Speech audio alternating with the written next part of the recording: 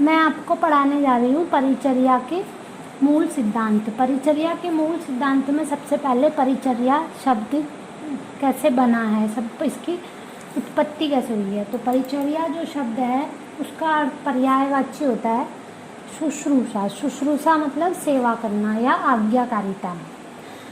यह दो शब्दों से बना होता है, परि और चर्या। परि का मतलब होता है सभी तरफ से, चारों ओर से, और चर्या मीन्स सेवा करना।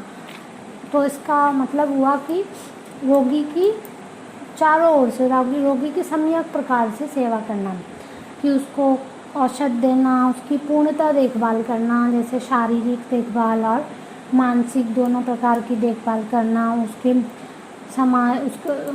उसको स्वास्थ्य शिक्षा देना और उसकी आवश्यकता अनुसार उसकी सेवा करना, आहार आदि देना, और जो भी चिकित्सक, जो भी उसका निर्दिष्ट उपक्रम है, जो भी चिकित्सक उसे बता रहा है उपक्रम करना कि इसके इस टाइम ये इंजेक्शन लगना है, इस टाइम में इसके ड्रिप लगनी है, ये सब परिचर्या के परिचारक के कार्य होते हैं, पर यह परिचर्या के अंतर्गत आते हैं। परिचर्या का महत्व। परिचर्या का महत्व मतलब उसकी उपयोगिता क्या है, उसकी इम्पॉर्टेंस क्या है। इसमें जब हम किसी भी रोगी की चिकित्सा करते हैं तो उसके लिए हमें 4 चीज़ों की आवश्यकता होती है। जैसे खाट के 4 पावे होते हैं, खाट के 4 पाए होते हैं, उसी तरह के हमें चिकित्सा करने के लिए भी 4 तरह के उपस्तंभ होते हैं। 4 उन्हें बोलते हैं चिकित्सा के चतुष्पाद। उसमें सबसे पहला होता है चिकित्सक, दूसरा होता है द्रव्य या औषधि, तीसरा होता है परिचारक, चौथा होता है रोगी। तो ये जो तीसरे वाला है ये हमारा चिकित्सा के 4 चतुष्पाद में आता है। तो इसका मतलब है कि जो हमारा परिचारक है वो एक चिकित्सा चतुष्पाद का प्रमुख स्तंभ होता है। उसके बिना हम रोगी की चिकित्सा नहीं कर सकते। दूसरा कि जो चिकित्सक होता है वो हमारा सीधा प्रिस्क्रिप्शन लिख दिया उसने, लेकिन उसको फॉलो करवाना, जो भी पेशेंट हमारा बिस्तर पे है उसको हर चीज़ पूरा उसका प्रिस्क्रिप्शन फॉलो करना, वो सब परिचारक का कार्य होता है। तीसरा रोगी का मनोबल बढ़ाना।